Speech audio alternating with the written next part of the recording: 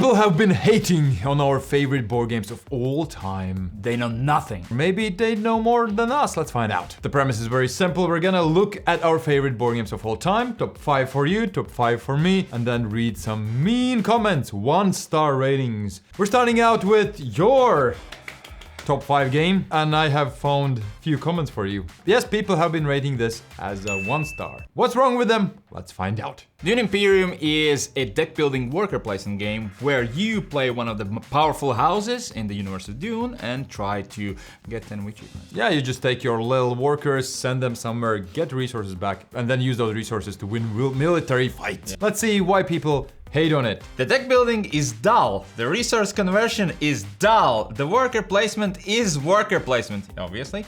The bidding battles could be more exciting. It's just a mishmash of stuff. The best part is the worker placement is worker placement. This game isn't hugely known for deck building, Yeah, right?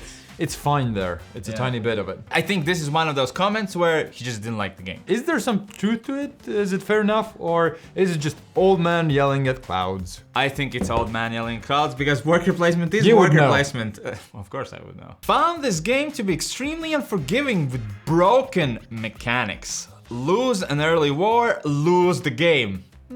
Rewards for winning are so unbalanced that if you lose once, you're basically out of the game. He said the same thing twice. That's how badly he probably lost because he lost the first war. This feels like a person who played it once and got into a situation where he lost a war and then couldn't get back. You have to lose wars. You can't win all the wars, so you have to pick and choose your battles. I can see this happening after one bad game. Yeah, this one bad experience. I don't think this player has played it more than once, maybe twice. Get good, in other words. Overrated. Too luck-based. Easy to teach and play, not that long. 1 star! For those who don't know, the rating is from 10 to 1. Like 1 is the worst thing you can do. So this is the worst game ever created. But it's easy to teach and play and not that long. 2 ratings in 1, so if we read just the bottom sentence, easy to teach and play, not that long. 1 star. It's a good comment, right? Yeah. I'm not gonna write this. It's not serious. It's not a serious comment. Moving on to the next game, which is Spirit Island. It's one of your top games of all time. So Spirit Island is a gay cooperative game where you try to save the island. You're the spirits that have magical powers and you try to get stronger and stronger by getting new cards and destroying everything. I mean, saving everything by destroying the bad guys. It's like someone took Pandemic and thought, hey, how can I turn this game inside out and make it the most overly complicated play possible? Fair enough. I mean... Or in other words, how can we take Pandemic and make it good? Because they did. It's really good. Perhaps more fun than waterboarding. But debatable. So maybe not more fun. Maybe waterboarding. Maybe he was playing like as the intruder. Like you can? I don't know. Maybe he played it because he can definitely play some cards that could be similar to like waterboarding or something. Okay. Yeah, but no, it's just old man yelling at hounds. Yeah. A funny comment. Not clue what he really didn't like about it, but I guess not the game for him. Way too much bookkeeping. 75% more streamlined would be appreciated. I love how the math has been done. It's exactly 75% streamlining. Yeah. Not 100%, not 50%. 75%. This definitely is a difficult game. Well, actually, once you get into it, there's not that much bookkeeping. Maybe they didn't get the rules in the first time. Definitely might be a little like stingy. All right. So yelling at clouds, definitely. Oh, so Runewars. this one goes for you, Runewars. Runewars is an epic fantasy game. Essentially, if you heard of Twilight Imperium in space, this is the same thing in fantasy universe, where each player takes the role of this epic nation, elves, humans, and tries to control runes. And you play out order cards, you create armies, you have heroes. It's like anything you can imagine in the fantasy world, it has. Yes, it has dragons. Routing equals pile of garbage. One of the most depressing, boring mechanics in all board games. Lay down for the year. Just to give a bit of perspective, when armies are fighting, you can route other players' units.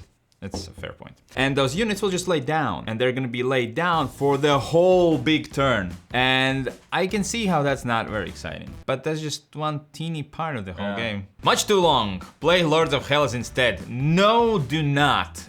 Lord of Hellas is still like, what, 4 or 5 hours? Okay, this is gonna be 8 for your first game, maybe less. Yeah, it's a different experience, for sure. For sure, different experience. But I guess I could see where he's coming. I don't know. It's similar, like area control type of thing, but I like this better than Lords of Hellas. A lot of fair points for commentators.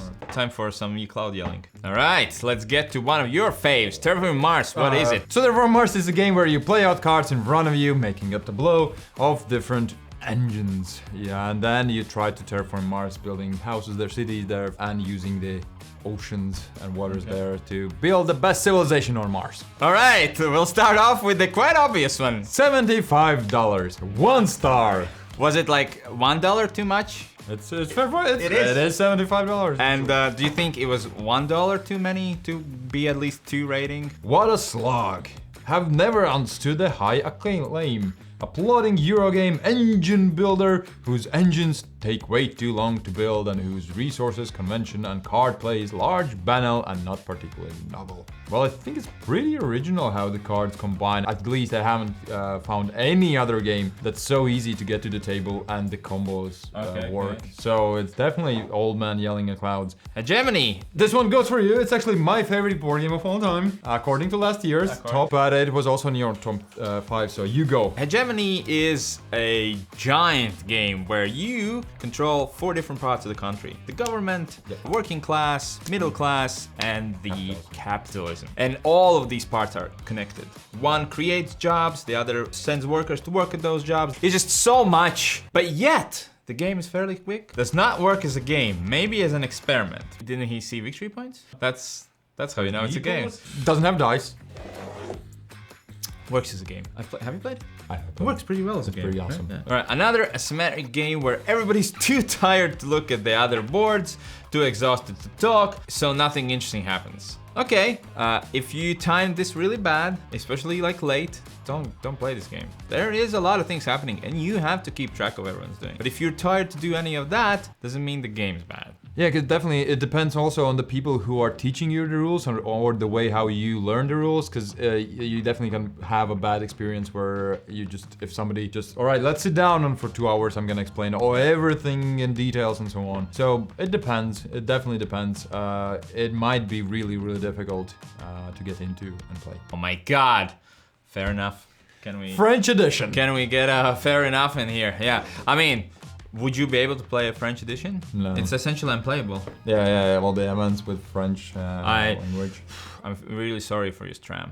Moving on to the next one, which is Nemesis. I'm taking this one. Yes, this is both of our top games of all time. Nemesis is a semi-cooperative game where you are survivors on a spaceship, and you each have tasks, and some of you will have bad tasks, some good ones, depending on your own choices, and then you try to survive, right? Yeah, and no one knows except you your tasks. So, are you a good guy? Are you a bad guy? You're probably a bad guy. 5 hours of randomness and bad luck.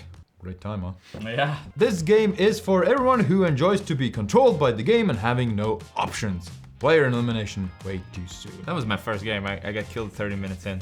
There is randomness and bad luck, but I do not agree at all about not having options. I think, yes, you could die from randomness and not by your doing, but also you can set yourself up to put yourself into situations where you give yourself the best chance, and that's what it's all about. Shameless alien ripoff! Maybe the game is good, but this treatment of an IP is simply unacceptable. Unacceptable. No. Never. I guess I see where he's coming on, but it's really old man yelling at clouds, nothing else. Twilight Struggle is my favorite game, second favorite game of all time last year. And it is a 2-player massive epic game that covers the Cold War. One player plays the USSR, the other player plays the US, and you're trying to control countries, and it's great. One of the best things is it's a card-driven game. What that means is we have cards, which I can play for the event, or use the points on the card for actions. It's great, it's historic, I love it, but I guess these guys don't. Draw 1 OP cards and roll 1 2. I know what he's saying. OPs are operation points, so the cards have operation points ranging from 1 to 4. So if you draw a ton of 1s, not a lot of actions you can do. But I can see why that might not work for Pestly. I'd say it's fair enough, yeah. Yeah. It's fair enough. I've yet to play, but judging by the rules, this promises to be an excellent game. That's why Barry rated it as a 1 star. Does it make sense? It's what? This one goes for me, my second favorite board game of all time, according to last year's top. Subscribe to know this year's top, alright? Yeah, it's coming up in December. So Aeon's Trespass is a massive campaign game with tons of things to do, like ship management, like exploring, like building, crafting things, like fighting, boss battle. That's the biggest part. There's lots of things, and I bet these comments will talk about all of those things. Overrated, 1 star. Let's just start off. Is it overrated? I mean, it could be. It's my second favorite board game of all time, but I definitely can see that it's not for everyone. Not all people like the same things. Overrated, 1 star. Well, that's a different issue. I really wanted to like this game, as it has so much going on for it. Yet, but simply, it is just not that fun to play. It's just too much of everything. Too many rules, too many cards, and takes up too much space. Yes, yes, and yes. I get it, definitely. I now have close to 200 hours, I think, in this board game. Have you learned it? No, somewhat. And I'm adding house rules to it. I'm trying to manage myself, but it's also the part of the experience that I enjoyed. Cracking a lot of things, but it is definitely a lot of cards, a lot of everything. So I totally can get it. It can be overwhelming. Never understood it when people say the game can feel like a chore until I played this game.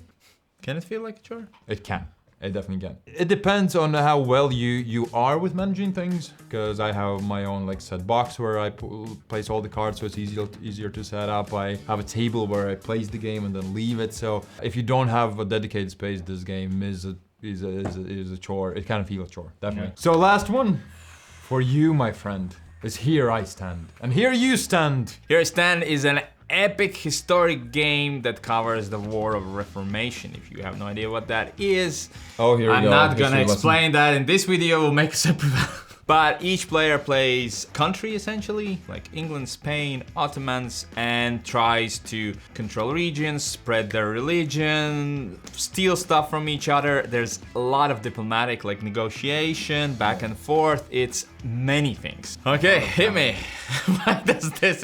Oh, that's an easy one. Okay. So Ed Beach, the designer of this game, really likes the subject, and so he thought that he should create the game around it. That's why this exists. 1 star. More yeah. Here I Sleep. Long turns of doing nothing interesting at all. Fair enough, that can happen. You can get locked out, and some of the bad dice rolls, card draws, decisions that you make, or just other players ganging up on you can quite, lower your game time. Yeah. We played for 10 hours and didn't finish it. Yeah, there are many games that I played for many hours and didn't finish it. So if that warrants a 1, then that's a fair point. Alright, so last game, this one I promised last game. Yeah. War of the Ring, and this one goes for me. War of the Ring is Lord of the Rings inside a board game blocks, where 2 sides fight it out each other, try to destroy the ring or take over Middle Earth by military force. And you just play out cards to do things. Roll dice that gives you some actions. Moving armies, attacking, moving. Please! No! That's a good one. Well, that's what Smeagol said in the end, right? So maybe he just wanting to be thematical. Bruh, no one wants to learn this. Ducks. I think this is one of the fairest comments. Do you want to learn big games ever? No. No. Fair enough, isn't it? If I could play this without learning it, I'm in. But totally. Monkey these nuts. I totally agree. I'd rather just know all the games, right? Bruh, I don't want to learn this. And that's it. Do we agree with these ratings? No, but the comments? Sometimes, right? Yeah. Some are fair, some are way out there. And if you like to find out what I don't like about War of the Ring, well, check out our Plain to Insane video where I changed and improved all the things that I didn't like, and now I love it even more. Except the theme, it's still Lord of the Rings. You couldn't fix that.